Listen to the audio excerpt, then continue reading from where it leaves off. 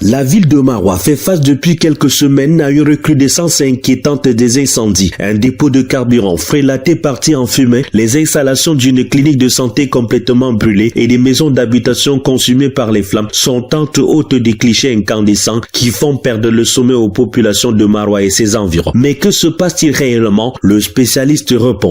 En principe, quand un maître d'ouvrage veut construire par exemple un bâtiment, demander ce qu'on appelle la notice de sécurité. Parce que la notice de sécurité en fait permet en fait au préalable de préparer déjà le bâtiment à respecter en fait les différentes réglementations en ce qui concerne la sécurité incendie.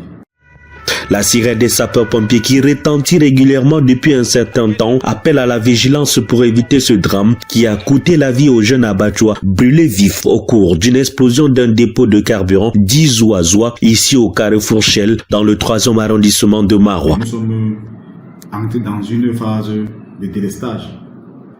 Le délestage parce qu'à chaque fois quand la lumière revient, ça fait que sûrement peut-être il y a un ménage qui a laissé, je sais pas, un appareil branché.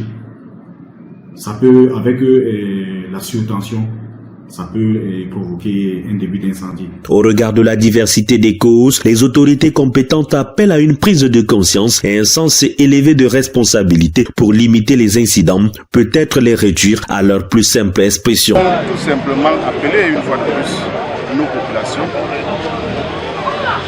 à prise de conscience. Parce que plusieurs fois nous sommes descendus dans cet espace pour dire que la cohabitation entre ces entrepôts de carburant et les petits restaurants, cette cohabitation n'est pas de nature à les sécuriser. Nous voulons également demander à nos populations d'être un peu plus prudents. Pour l'heure, les conséquences lourdes, à savoir des pertes en vies humaines, des dégâts matériels considérables, des familles sinistrées avec des traumatismes psychologiques recommandent une grande responsabilité de tous et de chacun, avec une vigilance particulière sur l'état des installations domestiques, surtout en ce moment où le délestage dicte sa loi.